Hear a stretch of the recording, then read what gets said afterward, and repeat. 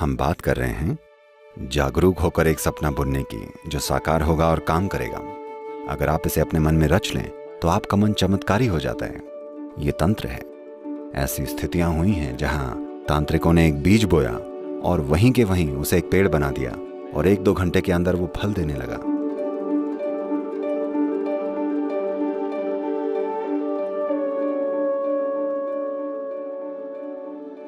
इंसानी जीवन के 2 आयाम होते हैं। पहला है कि इंसान को बस होना आना चाहिए, और बेशक दूसरा इंसानी काम है, इंसान कुछ करना चाहता है। अगर आप दुनिया में कुछ करना चाहते हैं तो आपका सपना जितना बड़ा और जीता जागता होगा उतना बढ़िया होगा। अगर आपका सपना कमजोर है और हर रोज ये बदलता रहता है तब वो साकार नहीं होने वाला। इसलिए जब आप कुछ करना चाहते हैं तब आपको एक सपना चाहिए। आपने वो प्रसिद्ध भाषण सुना होगा, हाँ मेरा एक सपना है, और इससे जबरदस्त चीजें हुई। इसने पूरे देश को बदल दिया। इसने एक संस्कृति को पूरी तरह से सिर्फ इसलिए बदल दिया क्योंकि ये किसी का सपना था। तो जब दुनिया में कुछ करने की बात आती है तब आपको एक सपने की जरूरत होती है, वरना कैसे होगा। लेकिन ये जरूरी नहीं है कि सभी सपने देखें। अगर सभी के खुद के अपने अपने सपने हैं तो वे कल्पनाएं बन जाएंगी और बात कहीं और ही चली जाएगी। जो व्यक्ति सचेतन है उसे एक सपना जरूर बुनना चाहिए। आप चाहते हैं मैं अपना सपना पूरा करूं या आप जाग चुके हैं? सपने के साथ ऐसा ही होता है ना, जब आप सो रहे होते हैं तब कोई आता है, सपना खत्म। अभी हम वैसे सपनों की बात नहीं कर रहे हैं।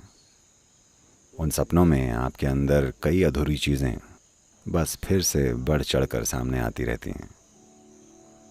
लोग रात में जो सपने देखते हैं वो ज्यादातर बस अधूरी रह गई वास्तविकताएं होती हैं जो कई तरह से अजीब रूपों में प्रकट होती रहती हैं।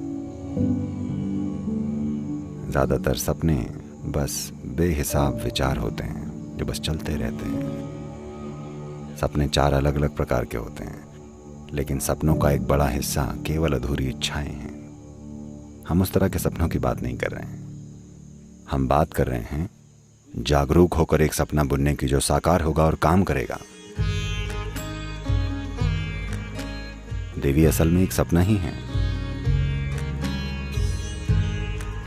मैंने उन्हें रचा है,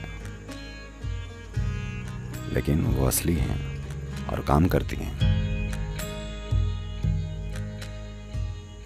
दुनिया में एक संस्कृति है जिन्होंने इसे ठीक से समझा है।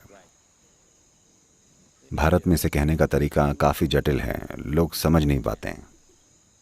लेकिन ऑस्ट्रेलिया के मुख्य निवासियों ने इसे सरलता से कहा है। ऑस्ट्रेलिया के वो दुनिया और दुनिया के बनाए जाने को सपने का समय कहते हैं। दुनिया भगवान का सपना है। दुनिया सच नहीं है। अभी भी भगवान बैठकर सपना देख रहे हैं। ये सब अभी जो आप यहाँ बैठे हैं ये उनका सपना है, ये सच नहीं है। ये सृष्टि का एक सटीक वर्णन है, बहुत ही सरल पर सटीक। हम यहाँ इसी को माया कहते हैं। मॉडर्न फिजिक्स आपको यही बताना चाहती है कि सारा ब्रह्मांड सापेक्ष है। यह आपके सपने के सापेक्ष में है। आपका मतलब आपका व्यक्तित्व नहीं, बल्कि एक जीव के रूप में यह सच है। तो अगर कोई जीव एक रूप बनाता है, सपना अपने आप में एक रूप ही है। अगर वो एक रूप बनाता है तो वो साकार होगा। बेशक इसे थोड़ी सी मदद की जरूरत पड़ेगी, लेकिन अगर एक बार इसे मदद मिल जाए तो यह हमेशा साकार होगा। तंत्र का पूरा आयाम बस यही है। पश्चिम में तंत्र शब्द का मतलब है, कुछ मूर्खों ने ऐसी किताबें लिखी हैं जिसमें तंत्र को बेलगाम कामुकता बताया गया है। Okay? No, Tantra means technology. The technology of creating. Tantra needs a very vivid imagination. नहीं, तंत्र यानी तकनीक, कुछ रचने की तकनीक। तंत्र के लिए एक बहुत ही जीती जागती कल्पना चाहिए। ये ऐसा है, आप इसे आजमा सकते हैं, आप इस पर कुछ समय लगा सकते हैं। आप कुछ तोड़िएगा मत, आप बस एक पेड़ या एक घास के तिनके के पास जाकर बैठ जाइए। बस इस घास के तिनके को स्पष्ट रूप से याद करके इसे 100% अपने दिमाग में बनाइए। इसमें बहुत मेहनत लगती है, मेरा विश्वास कीजिए। मेरा पूरा बचपन मैं बस बैठकर छोटी छोटी चीज़ों की यादें अपने मन में बनाया करता था। और बस एक चीज़ के साथ अगर आप ऐसा कर लें, मैं बता रहा हूँ, अगर आप इस छोटी उंगली की यादें अपने मन में गढ़ लें तो आपका मन चमत्कारी हो जाता है। जब मैं यादें कहता हूँ तो इस छोटी उंगली में कितनी सारी विशेषताएं हैं। अगर आप इसके एक एक माइक्रो मिलीमीटर पर जाकर उसके छोटे से छोटे हिस्से पर ध्यान देकर इसकी याद अपने मन में बसा लें तो आपका मन एक विस्फोटक संभावना बन जाएगा। अभी अगर आप चाहें तो आप एक घास से एक छोटी उंगली पैदा कर सकते हैं। यही तंत्र है। ऐसी स्थितियां हुई हैं जहां तांत्रिकों ने एक बीज बोया, एक आम का बीज बोया और वहीं के वहीं उसे बड़ा कर दिया और कुछ ही घंटों में वो फल भी देने लगा, क्योंकि ये एक सपना है। पेड़ वैसे भी एक सपना है, आपका शरीर वैसे भी एक सपना है, पूरा ब्रह्मांड वैसे भी एक सपना है। एक स्तर पर ये एक सपना है, ये एक रिलेटिव चीज है। तो हमने इसी को माया कहा है। माया का मतलब ये नहीं है कि इसका अस्तित्व नहीं है। सपने का मतलब ये नहीं है कि इसका अस्तित्व नहीं है। ये वैसा नहीं है जैसा आप सोचते हैं कि ये है।